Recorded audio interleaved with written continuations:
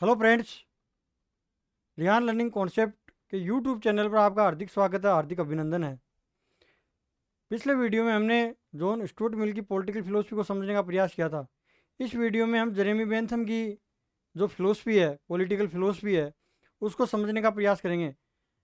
Jeremy Bentham भी एक utilitarian thinker है और जेएस मिल भी उनके शिष्य जो एक यूटिलिटेरियन थिंकर है। ये दोनों लिबरल थिंकर है। जेएस मिल की पॉलिटिकल फिलोसफी को डिस्कस करने से पहले उनके फिलोसफी का एक इम्पोर्टेंट एलिमेंट है, उसको हम समझ लेते हैं। बड़ा इंटरेस्टिंग है आपके लिए ये जानना। उनकी पेनोप्टिकन जो मॉडल प्रिजन की जो योजना है, पेनोप्टिकन योजना कहते हैं उनकी, कि पेनोप्टिकन क्या है उसको समझेंगे। आपको ये इमेज दिखाई दे रही है, इस इमेज को आप ध्यान से देखिए। ये एक प्रिजन है, एक जेल है। एक्चुअली बेंथम ने कई प्रकार के सुधारों का प्रस्ताव रखा। मैंने आपको पिछले वीडियो में बताया कि जेरेमी बेंथम फिलोसफर की तुलना में रिफॉर्मर ज़्यादा थे। वो कई प्रकार के पॉलिटिकल, लीगल और क्रिमिनल रिफॉर्म्स करना चाहते थे। उन्हीं रिफॉर्म्स में एक उनका जो रिफॉर्म है, उस रिफॉर्म का नाम है पेनोप्टिकन। तो समझिए आप, his famous model prison. Jeremy Bentham एक लिबरल थिंकर है, लिबरलिज्म की आइडियोलॉजी से जुड़े हैं, इनकी उदारवादी विचारधारा है। जेएस मिल भी लिबरलिज्म के फाउंडर हैं, यूटिलिटेरियन थिंकर हैं। ये लिबरल थिंकर हैं। लिबरल थिंकर वो होते हैं जो लिबर्टी को प्रमोट करते हैं। मैंने आपको बताया कि लिबरलिज्म की जो आइडियोलॉजी है वो इंडिविजुअल की लिबर्टी, इंडिविजुअल के राइट्स और इंडिविजुअल के इंटरेस्ट के अराउंड रिवॉल्व करती है, घूमती है। हम देखेंगे पेनोप्टिकन। पेनोप्टिकन पेनोप्टिकन बड़ी इंटरेस्टिंग इनकी ये मॉडल प्रिजन है, इसको समझेंगे। ये इस पेनोप्टिकन से रिलेटेड आजकल एग्जाम में क्वेश्चन भी पूछे जाते हैं। तो पेनोप्टिकन इनकी जो एक प्रसिद्ध मॉडल प्रिजन है। पहले तो आप ये समझिए कि ये पेनोप्टिकन है क्या। ये एक्चुअली में एक डिजाइन है, एक डिजाइन है, एक संरचना है, एक प्रारूप है। किसका? जेल का। एक जेल का। ये किसी के लिए भी ये डिजाइन लागू की जा सकती है। इस डिजाइन को आप ध्यान से देखिए। ये एक जेल है, गोल जेल है पूरी। इसमें छोटे छोटे सेल्स बने हुए हैं। इन सेल्स में अंदर जो प्रिजनर जो होते हैं, कैदी रहते हैं, वो रहते हैं। ये गोल है। इसके बीच में एक आपको वॉच टावर दिखाई दे रहा है। इस वॉच टावर में एक सिक्योरिटी गार्ड होता है, जिसको हम वॉचमैन भी कहते हैं। ये वॉचमैन क्या काम करता है? ये सभी जितने भी कैदी हैं उन पर ध्यान रखता है कि कौन कैदी क्या कर रहा है। ये पेनोप्टिकन योजना का जो प्रस्ताव है, ये बेंथम के द्वारा क्यों रखा गया? वो एक्चुअली क्या है कि कैदियों की साइकोलॉजी से खेलते हैं, साइकोलॉजिकल गेम खेलते हैं।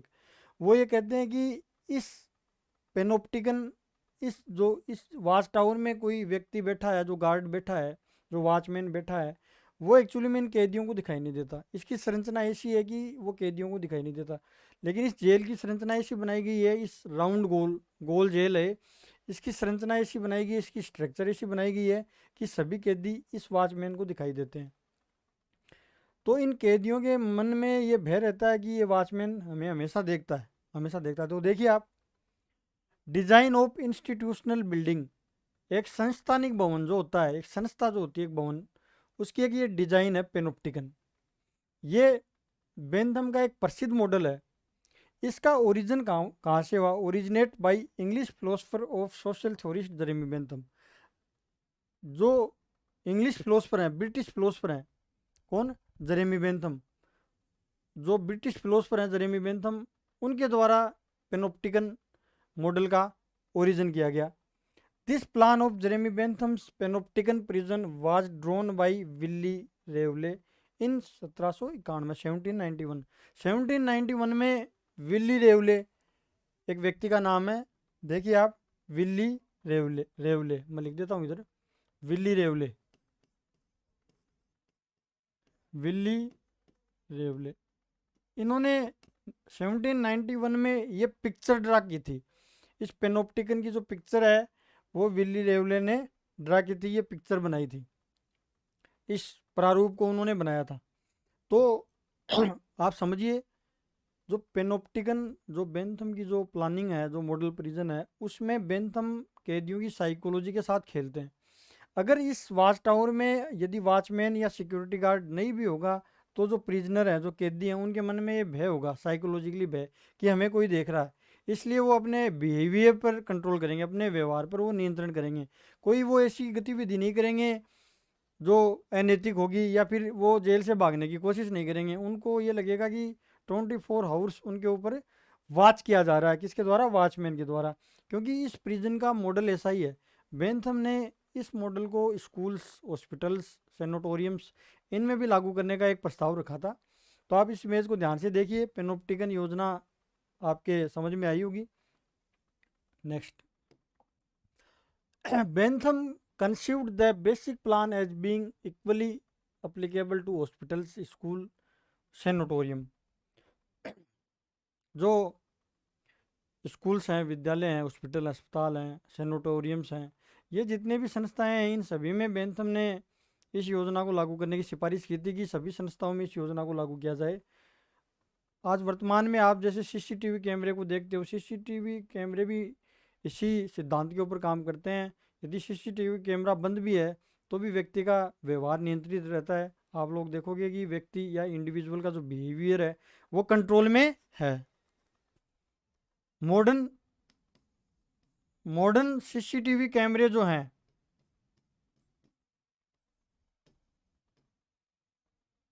वो इसी कॉन्सेप्ट पर आधारित हैं।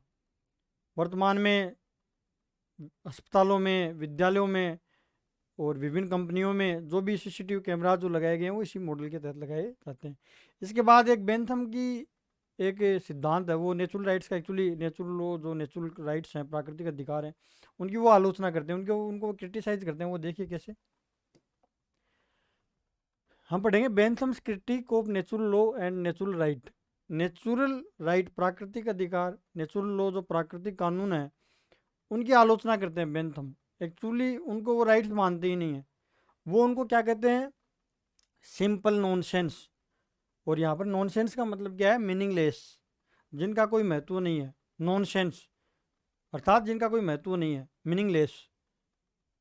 वो नॉनसेंस ही नहीं कहते, यहाँ तक कि नॉनसेंस अपॉन स्टिल्स इनको कहते हैं। नेचुरल राइट्स को बेंथम, आपको ये समझना है कि जो प्राकृतिक अधिकार हैं, नेचुरल राइट्स हैं, जो नेचुरल लॉ हैं, उनको बेंथम नॉनसेंस अपॉन स्टिल्स की संज्ञा क्यों देते हैं?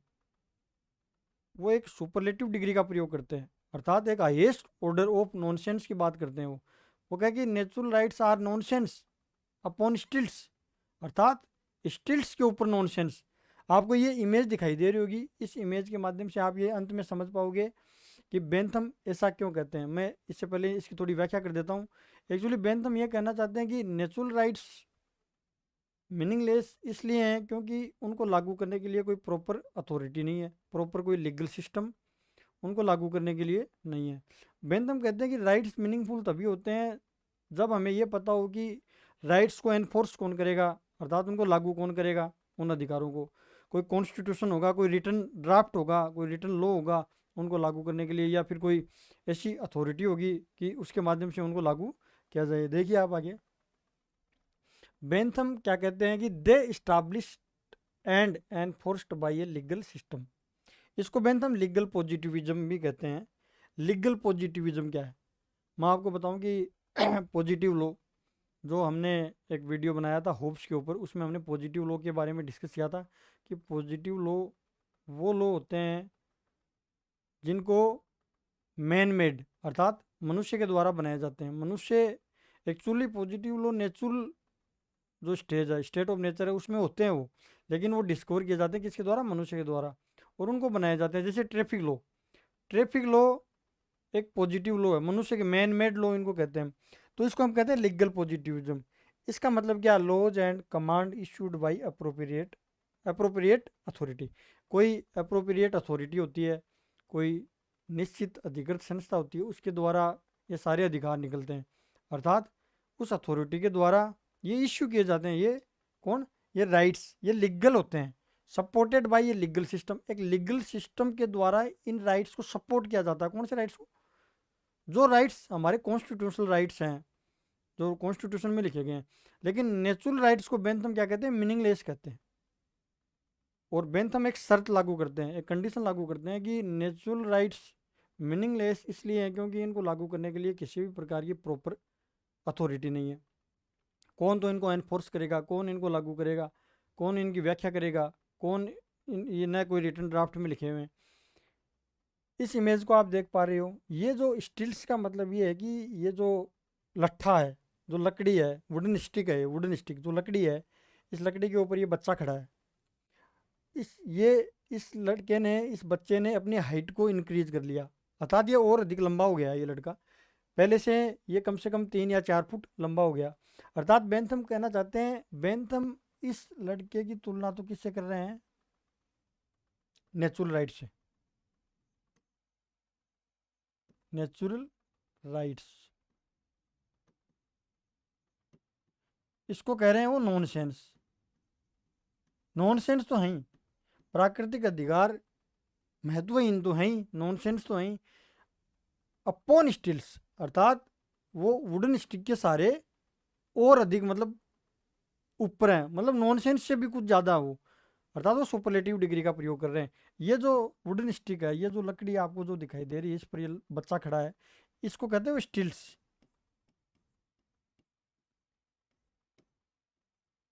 Stills, natural rights upon stilts, अर्थात ये नेचुरल राइट्स अपॉन स्टिल्स, अर्थात वो कुछ ज़्यादा ही नॉनसेंस उनको बता रहे हैं।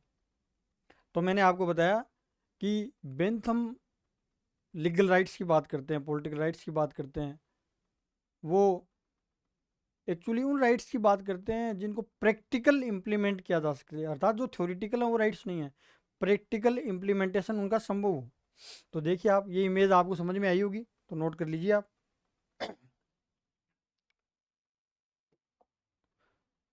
जेरेमी बेंथम, इसके बाद में हम जेरेमी बेंथम की जो पॉलिटिकल फिलोसफी है इसको समझने का प्रयास करेंगे।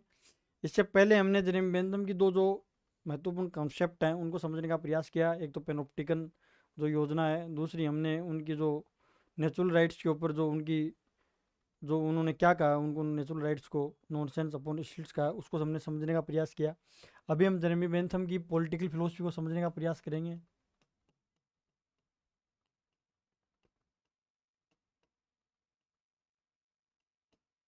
ये इंग्लिश ब्रिटिश फिलोसफर हैं जेरेमी बेंथम। इनका जन्म लंदन में 1748 में हुआ। आपको मैंने पहले भी बताया, जॉन स्टुअर्ट मिल के पिताजी जेम्स मिल इनके सहयोगी थे, इनके कलीग थे, इनके मित्र थे।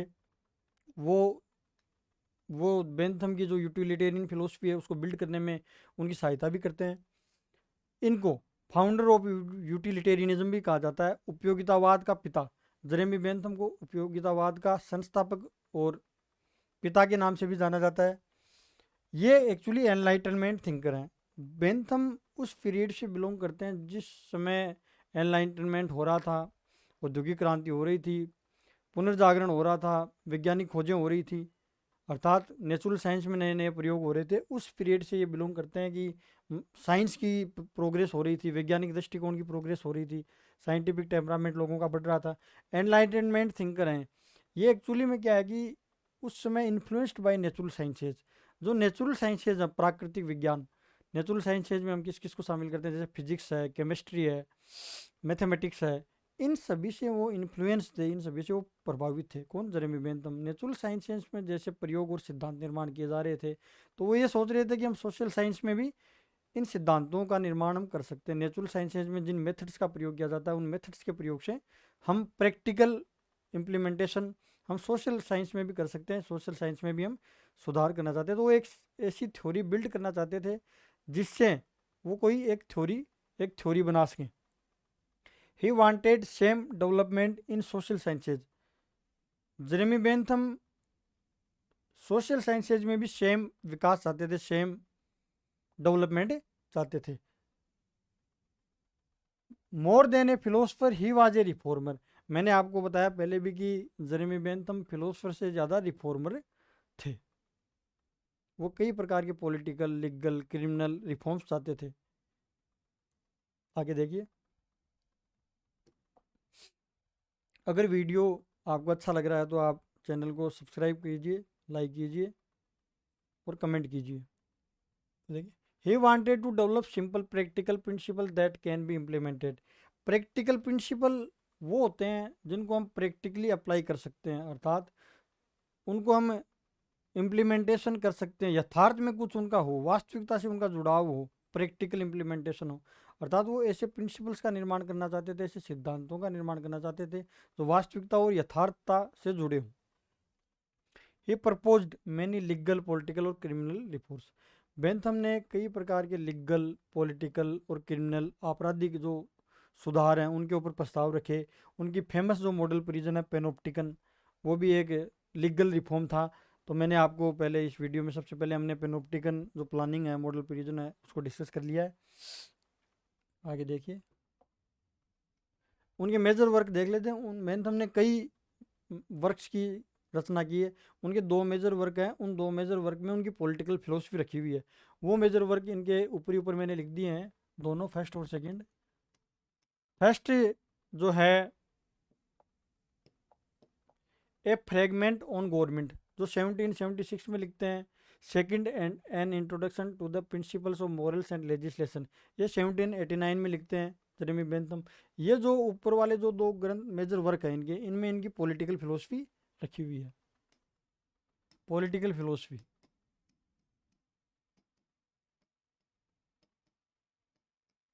इनके राजनीतिक दर्शन से संबंधित ये दो ग्रंथ हैं। 1787 में लिखते हैं डिफेंस ऑफ यूजबरी। 1791 में लिखते हैं अनार्कियल फेलिसीज एसे ऑन पॉलिटिकल टैक्टिक्स। 1801 में लिखते हैं, 1801 में theory of punishment and rewards. 1802 में लिखते हैं the limits of jurisprudence, theory of legislation, discourses और सिविल एंड पेनल लेजिस्लेशन। आप नोट कर लीजिए इनके साथ साथ इनके जितने भी मेजर वर्क हैं। 1809 में लिखते हैं plan of parliamentary reforms, plan of parliamentary reforms. 1813 में लिखते हैं ट्रीटाइज ऑन जुडिशियल एविडेंस। 1815 में लिखते हैं table of springs of action. 1816 में लिखते हैं मैनुअल ऑफ पॉलिटिकल इकोनॉमी। 1817 में लिखते हैं papers upon codification of public instruction. 1819 में लिखते हैं, 1819 में रेडिकलिज्म नॉट डेंजरस। और 1824 में लिखते हैं the book of fallacies, the book of fallacies. और 1827 में लिखते हैं रेशनल ऑफ एविडेंस। जो ये जो बुक 1827 में इन्होंने लिखी है, ये रेशनल ऑफ एविडेंस, ये इनकी अंतिम बुक है और जेस मिल के द्वारा इसका संपादन किया गया है, जेस मिल के द्वारा। तो ये बातें आपको जो मैं बता रहा हूँ इनके मेजर वर्क नोट कर लेना, ये एग्ज़ाम की दृष्टि से बहुत महत्वपूर्ण है, एग्ज़ाम के पॉइंट ऑफ व्यू से। तो देखिए, अब हम समझेंगे बेंथम की यूटिलिटेरियनिज्म की फिलोसफी, अर्थात बेंथम का उपयोगितावाद का सिद्धांत क्या है।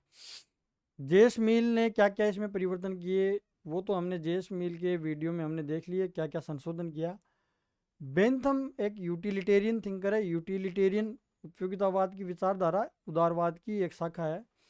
लिबरलिज्म की जो आइडियोलॉजी है, उदारवादी जो विचारधारा है, वो इंडिविजुअल लिबर्टी, इंडिविजुअल राइट्स और इंडिविजुअल के इंटरेस्ट की बात करती है। ऐसी आइडियोलॉजी जो इंडिविजुअल के इंटरेस्ट, इंडिविजुअल के राइट्स और इंडिविजुअल की लिबर्टीज के अराउंड बिल्ड की जाती है, उस आइडियोलॉजी या उस फिलोसफी को हम लिबरलिज्म की फिलोसफी कहते हैं।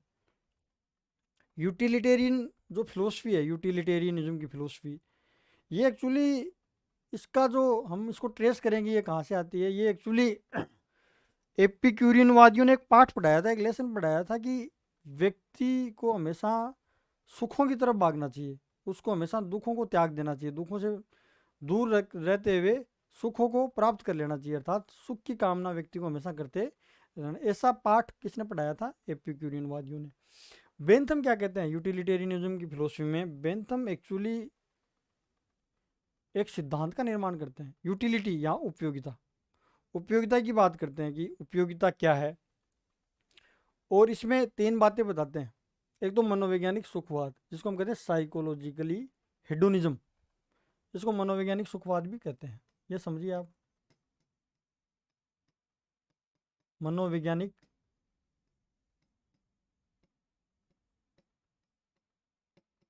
सुखवाद। ये जो साइकोलॉजिकली हेडोनिज्म की जो इनकी फिलोसफी है, ये क्या है ये समझिए। एक्चुअली व्यक्ति साइकोलॉजिकली काम करता है। व्यक्ति हमेशा क्या है कि व्यक्ति सुख और दुख व्यक्ति के दो स्वामी है, प्लेजर और पेन। प्लेजर और पेन, इन दो पावर्स, इन दो शक्तियों के अधीन व्यक्ति रहता है हमेशा। एक्चुअली पॉलिटिकल साइंस में Jeremy Bentham scientific theory build करना चाहते थे। तो साइको और साइंटिफिक थ्योरी बिल्ड करने के लिए हमें कोई ना कोई फैक्ट की ज़रूरत होती है। और फैक्ट क्या होता है? जो नो चेंज, जो फिक्स होता है, जो स्थिर होता है, जिसको हम बदल नहीं सकते, वो क्या होता है? वो फैक्ट होता है। तो साइकोलॉजिकल हेडोनिज्म की ये फैक्ट है। साइकोलॉजिकल हेडोनिज्म की फिलोसफी क्या कहती है? वो एक फैक्ट को पकड़ के चलती है। जैसे हम ग्रेविटेशनल थ्योरी की बात करते हैं, गुरुत्वाकर्षण के सिद्धांत की, ग्रेविटेशनल थ्योरी की बात करते हैं कि कोई भी वस्तु यदि पृथ्वी पर हम नीचे की तरफ गिराते हैं तो वो नीचे ही जाती है, ऊपर नहीं जाती, अर्थात अर्थ उसको अट्रैक्ट करती है। एक रूल है, एक फैक्ट पकड़ा वहाँ पर न्यूटन ने। न्यूटन ने एक फैक्ट पकड़ा कि हर वस्तु पृथ्वी की ओर जाती है, हर प्रत्येक वस्तु को पृथ्वी अपनी ओर खींचती है, अर्थात प्रत्येक ऑब्जेक्ट को अर्थ अपनी ओर अट्रैक्ट करती है। तो वो एक फैक्ट पकड़ा और एक ग्रेविटेशनल थ्योरी दे दी, क्योंकि साइंस में थ्योरी बिल्डिंग के लिए हमें किसी ना किसी फैक्ट की ज़रूरत होती है, क्योंकि फैक्ट फिक्स होता है, वो चेंज नहीं होता, स्थिर होता है वो। तो साइकोलॉजिकली हेडोनिज्म में बेंथम ने भी एक फैक्ट पकड़ा। फैक्ट क्या पकड़ा? कि मनुष्य का नेचर, मनुष्य का स्वभाव, मनुष्य क्या चाहता है। साइकोलॉजिकली, मनोवैज्ञानिक रूप से मनुष्य क्या चाहता है? मनुष्य हमेशा ये चाहता है, वो हमेशा प्लेजर की कामना करता है। अपने प्लेजर को वो मैक्सिमाइज करना चाहता है, जैसा लिखा हुआ है, और पेन को मिनिमाइज करना चाहता है, अर्थात वो सुख को हमेशा बढ़ाना चाहता है, सुख और आनंद को, और दुख को वो कम करना चाहता है। ये एक फैक्ट है। इस फैक्ट को पकड़ा किसने? जेरेमी बेंथम ने। और एक थ्योरी बिल्ड करना इसके ऊपर शुरू कर दिया, और थ्योरी बिल्ड कर दिया। उस थ्योरी का नाम है यूटिलिटेरियन फिलोसफी या यूटिलिटेरियनिज्म की फिलोसफी या आइडियोलॉजी। पहला पॉइंट तो ये हो गया, प्लेजर इज सुप्रीम गुड। दूसरा पॉइंट क्या बताया बेंथम ने? कि pleasure is supreme good. Pleasure जो आनंद है, सुख है, वो अपने आप में सुप्रीम है, वो बहुत अच्छा है। एंड इन इटसेल्फ, अर्थात प्लेजर अपने आप में ही एक एन्जॉयमेंट, अपने आप में ही उसका अंत बहुत सुखी होता है। अपने आप में ही प्लेजर प्लेजर है, इसका मतलब ये ग्रेटेस्ट क्वांटिटी। और कोई भी इंडिविजुअल क्या करता है, कोई भी व्यक्ति क्या करता है, वो हमेशा ग्रेटेस्ट क्वांटिटी, अर्थात प्लेजर को बहुत ज़्यादा मात्रा में, बहुत ज़्यादा अमाउंट में, यहाँ अमाउंट की बात कर रहे हैं बेंथम, यहाँ पर किसकी बात कर रहे हैं? अमाउंट की बात कर रहे हैं। वो क्वालिटी की बात नहीं कर रहे, गुणवत्ता की बात नहीं कर रहे, वो मात्रा की बात कर रहे हैं। अमाउंट, कितनी अमाउंट में प्लेजर प्राप्त हुआ और कितनी अमाउंट में पेन प्राप्त हुआ, उन दोनों की तुलना व्यक्ति करता है। प्लेजर अगर ज़्यादा प्राप्त होता है तो प्लेजर की तरफ भागता है, वो अट्रैक्ट होता है उसकी तरफ। ग्रेटेस्ट क्वांटिटी की बात करते हैं, क्वांटिटी ऑफ प्लेजर, और हमेशा वो क्वांटिटी की बात करते हैं। मैंने आपको बताया, एक उनका फेमस कोटेशन भी है, पुष्पिन उतना ही श्रेष्ठ है जितना काव्य पाठ करना। पुष्पिन में भी उतना ही प्लेजर प्राप्त होता है जितना काव्य पाठ करने में। पुष्पिन क्या है? एक बच्चों का खेल है, जो ब्रिटेन में खेला जाता था पहले। जो बच्चे होते थे वो पिन को दबाते थे एक दूसरे की तरफ, पिन से खेला जाता है। आप गूगल पर सर्च कर लीजिए, आपको एक इमेज दिखाई देगी। Pushpin is as good as poetry. देखो इसमें लिखा है मैंने, मैं बता रहा हूँ, pushpin is as good as poetry. Pushpin poetry जितना ही अच्छा है, अर्थात काव्य पाठ करने में जो आनंद प्राप्त होता है, काव्य पाठ करने में जो मात्रा प्राप्त होती है, और पुष्पिन खेलने में जो व्यक्ति को मात्रा प्राप्त होती है जो प्लेजर की, वो दोनों बराबर है। तो इस कोटेशन से आप समझ सकते हो कि क्या कहना चाहते हैं बेंथम, क्या कहना चाहते हैं? Quantity of pleasure is more important than quality of pleasure. इनका फेमस कोटेशन है, quantity of pleasure is more important than quality of pleasure. ये जो प्लेजर की क्वांटिटी है इसको ज़्यादा महत्व देते हैं, जबकि बेंथम इसी कोर अजम्पशन को रिवर्स कर देते हैं। वो क्या कहते हैं? Quality of pleasure is more important than quantity of pleasure. इसी को रिवर्स कर देते हैं, यहाँ पर क्वालिटी आ जाती है, यहाँ पर क्वांटिटी आ जाती है। अर्थात बेंथम पूरे के पूरे उपयोगितावाद के सिद्धांत को घुमा देते हैं, बदल देते हैं। वो गुणवत्ता की बात करते हैं। जेएस मिल, जेएस मिल जो हमने पिछले वीडियो में हमने देखा, जेएस मिल इसकी गुणवत्ता की बात करते हैं, क्वालिटी की बात करते हैं। Pleasure is the basis of morality. यहाँ पर प्लेजर को क्या कहते हैं कि मोरलिटी का, नैतिकता का भी आधार है। नैतिकता क्या है? मोरलिटी। मोरलिटी बात करती है राइट और करेक्ट और रॉन्ग, राइट और रॉन्ग की। करेक्ट क्या है, इनकरेक्ट क्या है, सही क्या है, गलत क्या है, गुड क्या है, बैड क्या है, इसकी बात कौन करती है? मोरलिटी। तो गुड क्या है? एक थ्योरी है बेंथम, एक्चुअली में क्या, यूटिलिटेरियन थ्योरी जो है वो टेलियोलॉजिकल थ्योरी के भीतर आती है। थ्योरी दो प्रकार की होती है, टेलियोलॉजिकल थ्योरी और एक होती है डियोंटोलॉजिकल थ्योरी। वो हम अगले वीडियो में डिस्कस करेंगे। तो मैं आपको ब्रीफली बता देता हूँ कि टेलियोलॉजिकल थ्योरी क्या है। टेलियोलॉजिकल थ्योरी एक्चुअली टिलोज की बात करती है। यहाँ टिलोज का मतलब है एंड। एंड अर्थात किसी भी ऑब्जेक्ट का कोई ना कोई एंड होता है। वो लक्ष्य की बात करती है, अर्थात वो एक्शन के कंजिक्वेंस की बात करती है, किसी भी कार्य के परिणाम की बात करती है। तो परिणाम कैसा है, कंजिक्वेंस कैसा, रिजल्ट कैसा है, अगर वो गुड है तो एक्शन भी गुड है, अगर एक्शन का कंजिक्वेंस बैड है तो एक्शन भी बैड है। लेकिन डियोंटोलॉजिकल थ्योरी है वो एक्चुअली नेसेसरी की बात करती है, वो एक्चुअली बात करती है एक्शन के कंटेंट की। वो किसी, वो एक्शन का कंटेंट किसी प्रिंसिपल या किसी लॉ को फॉलो करना चाहिए। इसको हम अगले वीडियो में डिस्कस करेंगे कि डियोंटोलॉजिकल थ्योरी क्या है और टेलियोलॉजिकल थ्योरी क्या है। तो बेंथम की जो यूटिलिटेरियनिज्म की जो आइडियोलॉजी है वो टेलियोलॉजिकल थ्योरी पर आधारित है। तो pleasure is the basis of morality, what is right is what is pleasurable.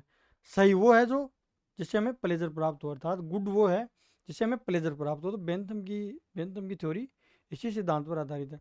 ये 3 पॉइंट एक्चुअली क्या है, ये फैक्ट है। तीनों पॉइंट क्या है, फैक्ट है। और फैक्ट के ऊपर थ्योरी बिल्ड कर रहे हैं कौन? बेंथम। ये मेथड है, मेथड मेथड की तरह है। और मेथड में क्या चाहिए? फैक्ट चाहिए। और फैक्ट का प्रयोग करके थ्योरी बिल्डिंग की जाती है, सिद्धांतों का निर्माण किया जाता है। तो बेंथम एक ऐसे सिद्धांत का निर्माण करना चाहते हैं जो संपूर्ण कम्युनिटी पर अप्लीकेबल हो। तो आगे देखिए आप, whose pleasure and pain. Bentham क्या कहते हैं? Whose pleasure and pain. वो प्लेजर और पेन की बात किसके लिए करते हैं? इंडिविजुअल के लिए करते हैं, कम्युनिटी के लिए करते हैं। और एक बात कई स्टूडेंट्स में कन्फ्यूजन भी रहती है कि बेंथम एक्चुअली हेमवादी हैं, इगोइस्ट हैं, सेल्फिश की बात करते हैं। वो इंडिविजुअल को ये कहते हैं कि आप सुखों की तरफ भागो, दुख से दूर भागो। एक्चुअली ऐसा नहीं है। बेंथम न तो इगोइस्टिक बात करते हैं न सेल्फिशनेस की बात करते हैं। बेंथम पूरी की पूरी कम्युनिटी का ध्यान रखते हैं। वो कम्युनिटी के लिए बात करते हैं। किसके लिए बात करते हैं? कम्युनिटी। कम्युनिटी क्या है? ए सम टोटल ऑफ इंडिविजुअल। और सभी इंडिविजुअल का प्लेजर है उसका हम योग कर लेते हैं। तो ज़्यादा मात्रा में हमें प्लेजर की प्राप्ति होनी चाहिए। तो देखिए आप, increasing pleasure the entire community. संपूर्ण कम्युनिटी या संपूर्ण समुदाय के लिए सुख की मात्रा की बात वो करते हैं। Community is the sum total of individual. Community क्या है?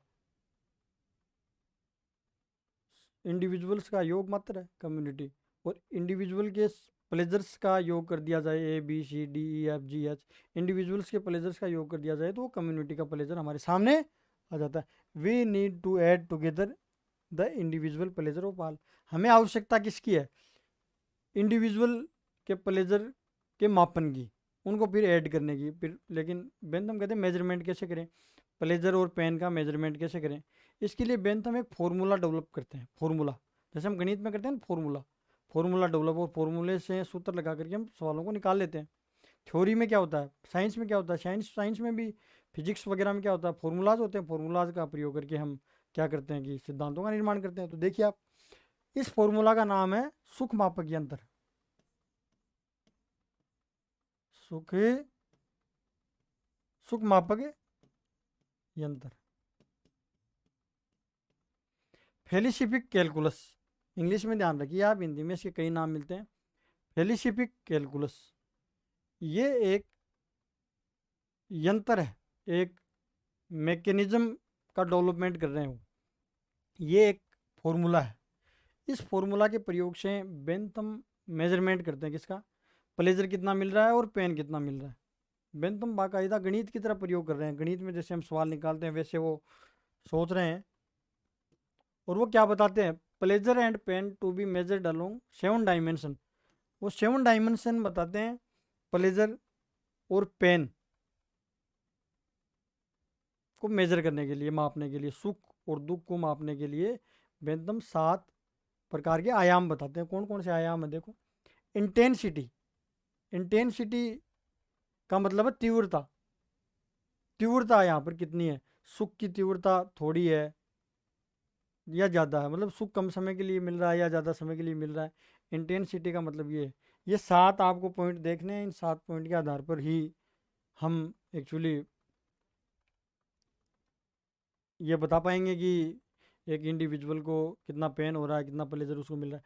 ड्यूरेशन, कितने समय के लिए, कितने समय के लिए मतलब कि प्लेजर मिल रहा है, पेन मिल रहा है। प्रोपिनक्विटी, इसका मतलब निकटता होता है। मतलब कि प्रोपिनक्विटी का मतलब ये हो गया कि एक सुख मिलने के बाद दूसरा सुख कब मिलेगा। सर्टेनिटी, सर्टेनिटी का मतलब ये हो गया कि एक सुख, सर्टेनिटी का मतलब ये है प्लेजर आपको या सुख जिसको हम कहते हैं, ये कितना निश्चित है मिले। जैसे मेरा वीडियो देखने के बाद आप क्या एक्सपीरियंस कर पाओगे, आपको प्लेजर की अनुभूति होती है कि नहीं होती है। या फिर जैसे एक व्यक्ति आइसक्रीम खाता है या फिर रसगुल्ला खाता है तो उसको प्लेजर की अनुभूति होती है। फेकेंडिटी, फेकेंडिटी का ये एडिशनल की बात करती है, अर्थात एक सुख के साथ कितने और सुख जुड़े हुए हैं। जैसे कोई व्यक्ति एग्ज़ाम देता है, एग्ज़ाम देकर के वो जॉब लगता है, जॉब लगने के बाद उसको सैलरी मिलती है और उसके फैमिली वाले खुश होते हैं, तो वो सुख क्या है कि कई लोगों के पास चला जाता है। प्योरिटी, प्योरिटी का मतलब शुद्धता। प्योरिटी का मतलब यहाँ पर किसी सुख के साथ कितना दुख भी है, सुख के साथ कितना दुख भी मिला हुआ, मिक्सचर, सुख और दुख के मिक्सचर की बात करता है। एक्सटेंट, ये बड़ा इंपॉर्टेंट है यहाँ पर, एक्सटेंट, विस्तार। ये एक्सटेंट, ये वाला जो 7 नंबर का पॉइंट है वो ये हमें एक्सप्लेन करता है कि बेंथम की जो फिलोसफी है वो इगोइस्ट और सेल्फिशनेस पर आधारित नहीं है। एक्सटेंट का मतलब ये है कि हमें ऐसा काम करना चाहिए जिससे ज़्यादा से ज़्यादा लोगों को सुख मिले, पूरी कम्युनिटी को सुख मिले, मतलब मेजोरिटी की बात करता है यहाँ पर। एक्सटेंट, एक्सटेंट बात करता है कि एक सुख से कितने लोगों को लाभ हो रहा है। जैसे मैं ये वीडियो बना रहा हूँ, बेंथम की फिलोसफी आपको समझा रहा हूँ, और इस फिलोसफी को पढ़ करके कितने बच्चों को लाभ मिल रहा है, वो अपने माइंड में कौन सी नई नई कॉन्सेप्ट्स को ऐड कर पा रहे हैं ये वीडियो देखने के बाद। और बेंथम इसकी निष्कर्ष निकालते हैं इसके बाद, greatest happiness of greatest number, अर्थात अधिकतम लोगों का अधिकतम सुख।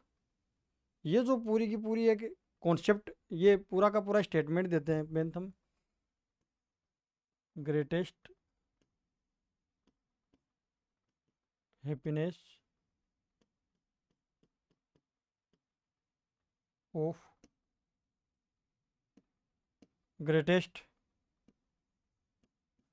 नंबर्स, अधिकतम लोगों का अधिकतम सुख। अर्थात बेंथम यहाँ क्या कहना चाहते हैं, बेंथम के फिलोसफी का जो कंक्लूजन है, वो निष्कर्ष है, ये है कि जो भी लेजिस्लेटर हैं, जो भी पॉलिसी मेकर्स हैं, जो भी पॉलिटिकल लीडर हैं, वो ऐसे लॉज का निर्माण करें, ऐसे रूल्स का निर्माण करें जिससे अधिकतम लोगों का अधिकतम हित हो। अर्थात समाज में अधिकतम लोगों को लाभ मिले, कम्युनिटी में अधिकतम लोगों को, मैक्सिमम लोगों को लाभ मिले।